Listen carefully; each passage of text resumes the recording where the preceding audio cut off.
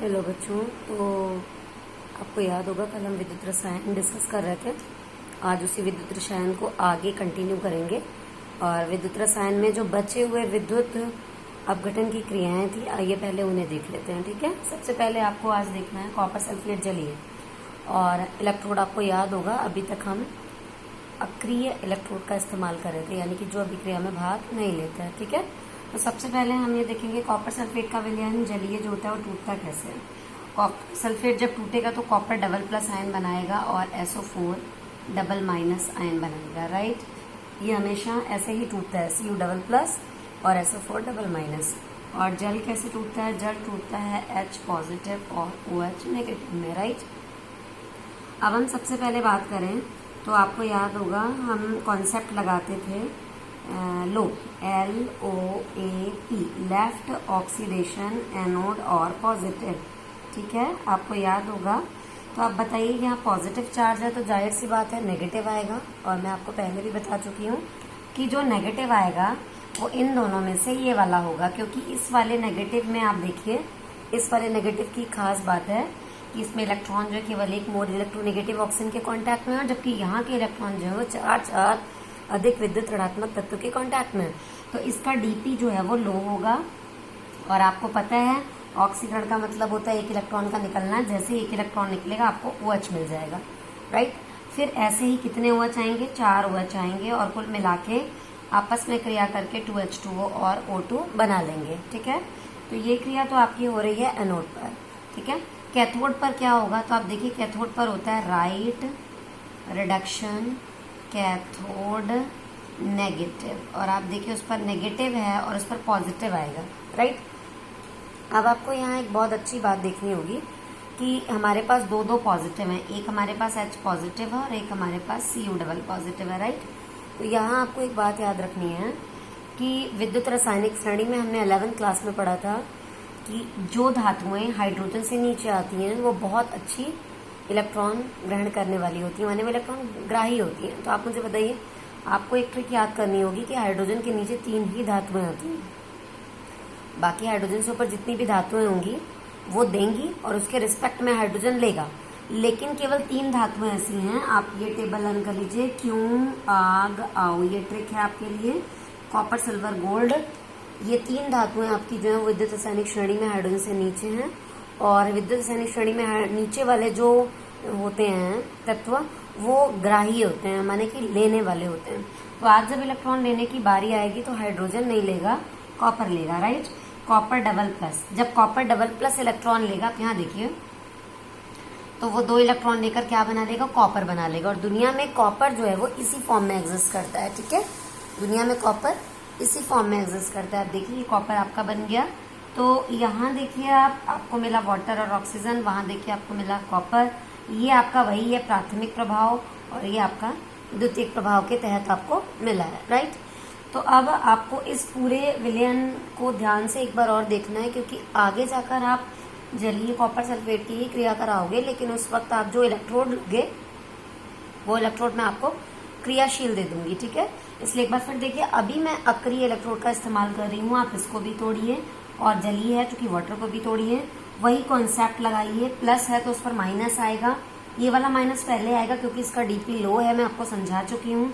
Electron lose करके OH बनाएगा, ये प्राथमिक प्रभाव होगा। फिर 4 OH मिलकर जो है 2 वाटर और O2 बनेंगे, ये जो है वो द्वितीयक प्रभाव होगा। राइट, अब आप आ जाइए, लेफ्ट की जगह राइट, ऑक्सीडेशन की जगह रिडक्शन, एनोड की जगह कैथोड, पॉजिटिव की जगह नेगेटिव। राइट, यहाँ नेगेटिव है तो इन दोनों में से किसी एक को आना पड़ेगा। आपको ये बात हमेशा याद रखनी है, एक ट्रिक है, क्यों आग आओ, क्यों आग आओ। ये विद्युत रासायनिक श्रेणी में हाइड्रोजन से नीचे आने वाली धातुएं हैं। और याद रखिएगा, ऊपर वाला देता है और नीचे वाला ऑलवेज लेता है, ऐसा हम बोलते हैं ना, ऊपर वाला देने वाला और नीचे वाला लेने वाला। तो अब देखिए जो नीचे धातुएं आ रही हैं ये लेंगी क्योंकि ये बेस्ट गेनर होंगी। तो अब इन दोनों में से बेस्ट गेनर जो है लेने वाला कॉपर डबल प्लस आयन होगा।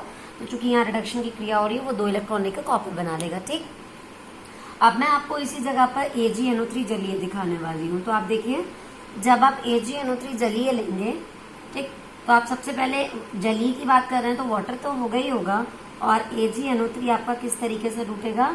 इस तरीके से, Ag पॉजिटिव और NO3 नेगेटिव। कॉन्सेप्ट आपका फिर वही रहेगा, बस आप मुझे इतना बताइए कि इन पॉजिटिव चार्ज पर दो दो नेगेटिव आने के लिए तैयार हैं, लेकिन इनमें से कौन सा नेगेटिव जो है वो पहले आएगा। तो आप जानते हैं कि जो ऑक्सीजन पर नेगेटिव चार्ज है वो सिर्फ एक ऑक्सीजन के कंट्रोल में है, राइट। और जो NO3 पर नेगेटिव चार्ज है वो चार मोर इलेक्ट्रोनेगेटिव माने कि विद्युत ऋणात्मक तत्वों के कांटेक्ट में है, ठीक है। तो आप क्या करेंगे कि इसका डीपी लो होने की वजह से यहाँ पर OH माइनस लेंगे, ठीक है, और यहाँ लिख देंगे लो डीपी। चूंकि ऑक्सीकरण की क्रिया हो रही है, एक इलेक्ट्रॉन निकलेगा और आपको OH मिल जाएगा। और इस तरीके से जब 4 OH आएंगे तो वो मिलकर आपको 2H2 और O2 दे देंगे। ये प्रीवियस कॉन्सेप्ट हैं, पहले वाले कॉन्सेप्ट हैं, आपको पुराने वीडियोस में एक्सप्लेन कर चुकी हूँ, तो आपको पुराने वीडियोस को अच्छे से देखना, आपको ये क्लियर हो जाएगा, ठीक। रिडक्शन के टाइम आप देखिए एक बार फिर कि इस बार कंपटीशन है सिल्वर आयन और H+ आयन में। जैसा कि हम जानते हैं कि Ag+ आयन हाइड्रोजन के नीचे आएगा, और जब वो नीचे आएगा तो वो बेस्ट ग्राही होगा, माने कि लेगा, और जब वो लेगा तो आप देखिए यहाँ पर Ag+ एक इलेक्ट्रॉन लेने के बाद Ag बना देगा, ठीक है। अब आपकी वो सारी विद्युत घटनी क्रियाएं खत्म हो चुकी हैं जिनमें हमने अक्रियाशील माने कि अक्रिय इलेक्ट्रोड लिया था, ठीक है। अब आपको मैं 2 ऐसी अभिक्रियाएं दिखाऊंगी जिनके अंदर हम क्रियाशील क्रियाशील आपका वो लेने वाले हैं इलेक्ट्रोड, राइट। तो अभी अभी मैंने आपको कॉपर सल्फेट और AgNO3 की अक्रियाशील इलेक्ट्रोड की उपस्थिति में क्रिया दिखाई, ठीक। अब मैं आपको क्रियाशील में दिखाऊंगी, तो देखिए दोनों में फर्क आ जाता है। जब भी हमारे पास क्रियाशील इलेक्ट्रोड होता है तो आप एक बात याद रखेंगे, जो इलेक्ट्रोड होता है उसी का ऑक्सीडेशन हो जाता है और उसी पर रिडक्शन हो जाता है। तो आइए देखते हैं कि ये क्रियाएं कैसे होती हैं और इनका हमारी डेली लाइफ में क्या यूज है, ठीक है। तो अब मैं सबसे पहले आपको चूंकि AgNO3 लिखी हुई है मैं उसी का दिखा देती हूँ।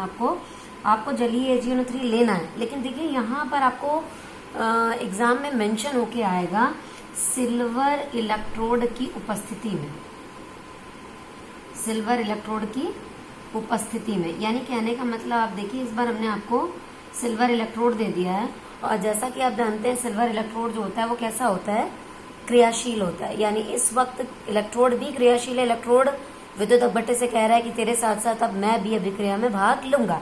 आप ये जो मैं आपको दिखाने वाली हूँ क्रिया, आप इसका डायग्राम देख लीजिए। इसमें आपको एक कंटेनर लेना है और AgNO3 का विलयन लेना है, और आप देखिए यहाँ आपने एक बैटरी लगा ली है और बैटरी के साथ आपके 2 जो हैं वो इलेक्ट्रोड जुड़े हुए हैं, राइट। ये देखिए मैंने 2 इलेक्ट्रोड जोड़े हैं, राइट। अब इन दोनों इलेक्ट्रोडों में आप एक खास बात देखिए, एक इलेक्ट्रोड मैंने मोटा दिया है और एक इलेक्ट्रोड मैंने आपको पतला दिया है, ठीक। ये आपको मैंने बोला कि AgNO3 का तो आपको जलीय विलयन लेना है, यानी AgNO3 भी है इसमें जल के साथ। और आपको ये भी याद रखना है कि जो 2 इलेक्ट्रोड आपको दिए गए हैं ये सिल्वर के इलेक्ट्रोड है, राइट। लेकिन ये जो इलेक्ट्रोड है ये अशुद्ध सिल्वर का इलेक्ट्रोड है। अभी मुझे ऐसा नहीं बोलना चाहिए कि अशुद्ध सिल्वर का, आप सिर्फ इतना मान के चलिए ये दोनों इलेक्ट्रोड Ag के हैं, राइट। क्या होगा जब आप विद्युत अपघटन की क्रिया कराओगे तो AgNO3 आपका ब्रेक होगा, वाटर भी आपका ब्रेक होगा, ठीक है।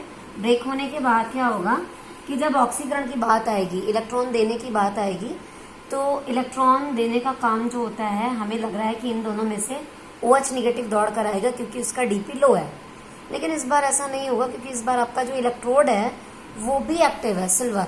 और आप जानते हैं सिल्वर धातु है, और धातुएं जो होती हैं वो बहुत अच्छी इलेक्ट्रॉन डोनर होती हैं, यानी कि वो इलेक्ट्रॉन बहुत अच्छे से दे सकती हैं।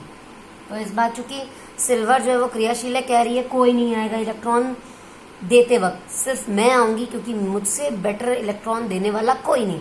तो आप देखिए आपका एनोड जो है वो धीरे धीरे गलना शुरू हो जाएगा, क्योंकि एनोड से, ये आपका एनोड है, ठीक है, पॉजिटिव चार्ज है, तो ये धीरे धीरे गलेगा, अपने अंदर से एक एक इलेक्ट्रॉन निकाल के AgN बनाएगा, और ये AgN जो है वो विलयन में इकट्ठे होते रहेंगे।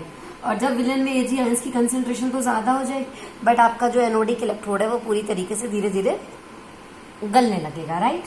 अब कैथोड पे क्या होगा, कैथोड पर इलेक्ट्रॉन ग्रहण होगा। तो अब देखिए इन दोनों में से ग्रहण करने वाला Ag+ आयन है, तो अब देखिए Ag+ आयन जो है, जो विलयन के थे वो कैथोड पर जाएंगे और कैथोड पर जाकर वहां का इलेक्ट्रॉन गेन करके, और आप देखिए एक इलेक्ट्रॉन गेन करके Ag बना लेंगे। और जैसे ही वो अपना एक इलेक्ट्रॉन गेन करके देखिए